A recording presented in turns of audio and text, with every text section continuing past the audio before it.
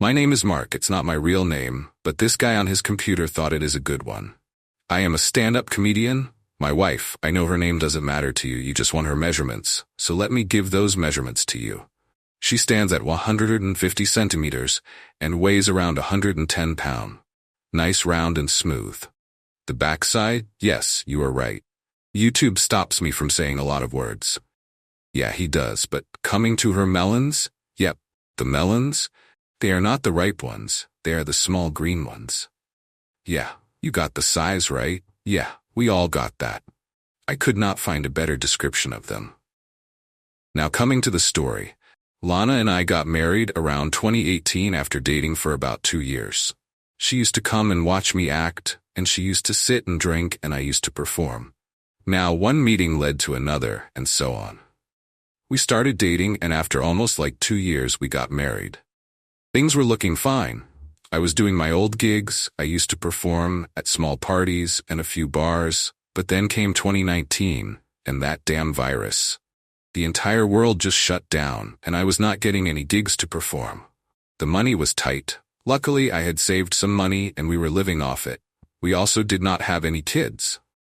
Coming to Lana's family, Lana's father is a former professor in a university. Lana's mother, on the other hand, was a homemaker. She is a devil in the skin, I must say. She always finds faults in me, always berates me, and genuinely does not like me, and I don't like her either. But there is one thing about Lana's mother. She is extremely hot. I made my decision to get married to Lana only and only after I saw my future mother-in-law.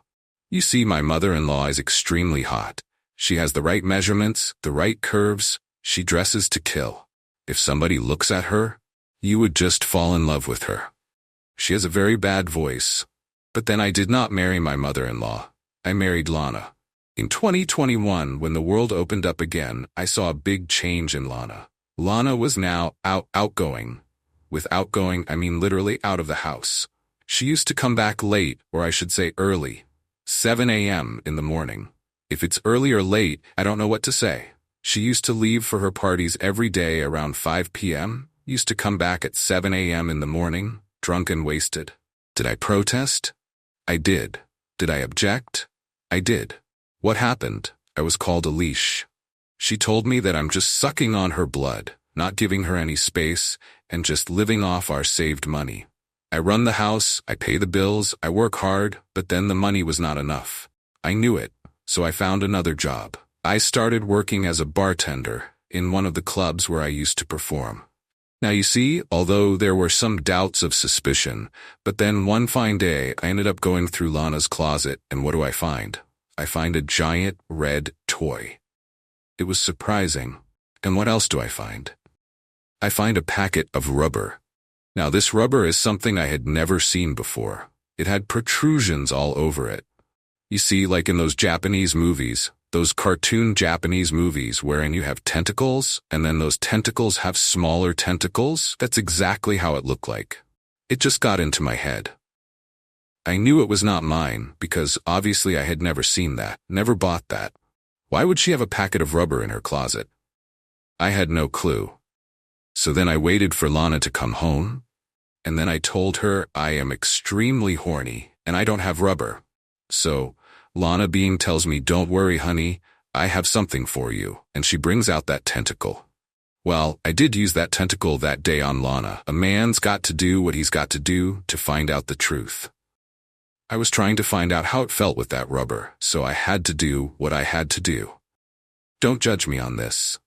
Once I was done finding out the truth about the rubber, I sat down with my headphones on, and I played Never Be the Same by Christopher Cross, just to feel sad. But unfortunately, the rubber was still in my head, so I left home. I went to my bar. The very next day, I decided I'm going to follow Lana and see what she does. I took a leave of absence from my club, and then I followed Lana. That day, it was only 15 minutes into my chase that I found Lana was picked up by this rich old fat man. How did this guy look like? You all have seen The Simpsons, right? The fat Tony made love to the comic book guy. We have this guy, just as real, and he's more than 350 pounds. Huge, huge guy. So, I saw them hopping from one nightclub to the other, finally ending up in a hotel. I followed them to the hotel. I waited in the lobby just to see if they come handy then, and yes, they did. They both came hand in hand out from their rooms. They did not see me though, but I could make out that Lana was having trouble walking. All the years of watching Japan hentai absolutely destroyed my brain cells by now. I don't even know what I was thinking at that very moment. What I did is I went back home and I drove very, very slowly, just feeling the air, trying desperately hard to breathe because my heart was heavy.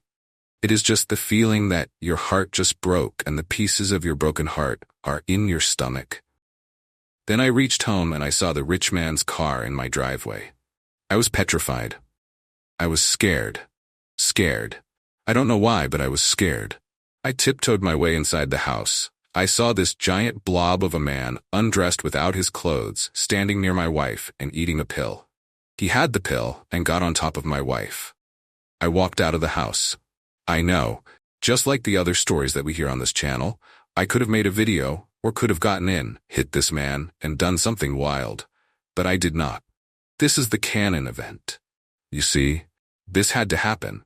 I had to get out of the house, otherwise the story doesn't make sense. So, I got out of the house, walked away, sat in a park, and let air come into my lungs. The very next day, I decided I'm going to expose Lana. You see, like all the other AI-generated Reddit revenge stories, I plan to expose Lana either on a family vacation, or on Christmas, or on her birthday, or maybe the comic launch we did a few videos ago. So I installed cameras all over the house, especially in my bedroom, and connected it with my phone. I could see what is happening in my house on my phone. It did not take that long. The very next day, the guy walks into my house with Lana. What happens next is absolutely wild. You see, what I saw is, this guy walked in, he put 2 pills in his mouth, handcuffed Lana to the bedpost, and then got on top of her, positioned himself right between her legs, and then just collapsed on Lana. He died. When I saw that, I had no clue what to do. I could not decide whether I should call 911 or I should just shut down the phone and sleep over it. But then I decided to call 911. The operator picked up and said, "Hello, this is the emergency department. How can I help you?" I told her my wife is stuck under a guy. She sounded surprised. I explained to her that she's stuck under a dead body, but that then she was even more surprised. So finally, I had to explain to her that my wife was trying to have sex with a guy and he died on top of her, and she's stuck. I heard a very elongated silence. I knew that she was laughing. Yeah, I know she was laughing. At that very moment, she said, "I'm sending help to your home." I said, "All right, thank you so much," and I hung up the phone and drove to my house. By the time I reached home, I saw 5 ambulances parked in front of my house. There were an N number of cop cars. In all, I saw 100 people standing in front of my house, and I could see this fat man being dragged out of my house on a stretcher. I felt sorry for the guy, but then not really. I went in, and what I saw was again very hilarious. People were trying to cut off the handcuffs off Lana. Just as Lana saw me standing there, she started crying, and she just screamed, "It's not how it seems. It's not how it seems."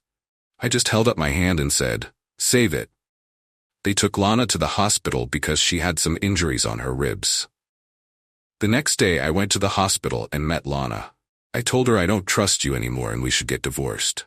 She started crying and said, "No, it's not how it is." I showed her the video. I told her, "I have been suspecting you for a long time now. You have been breaking my trust. You brought a man into my bed." She started crying and apologizing, but then I told her, "No, it's not happening. We are not going to stay together anymore." She started crying and sobbing and everything.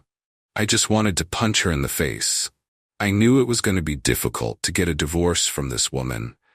But then a light bulb just went up in my brain, and I told Lana, "See, Lana, you and I have a broken relationship. Let us try and build it again from scratch." Now, by scratch, I mean you and I both single, unmarried, and for that, let us get divorced, and then let us start dating each other again. Lana agreed, so we filed the divorce papers. And in the meanwhile, Lana kept visiting me almost every day. And yes, I did finish off that packet of rubber on Lana. Don't judge me for that. A man's got to do what he's got to do. A man has needs. And she was a willing partner. Yes, she was, and I was too.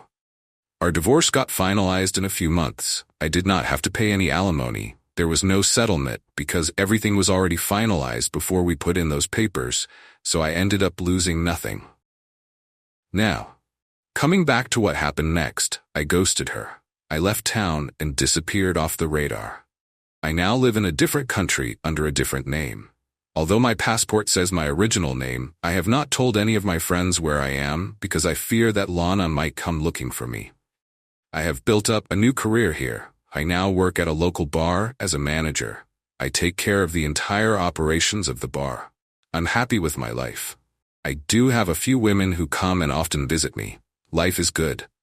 I know this is not a lifestyle that I wanted for myself, but then maybe a few years down the line, I will end up on the right track, and I eventually might find love and get married again. Until next time, have a nice day, and do share your thoughts in the comments section. Bye-bye.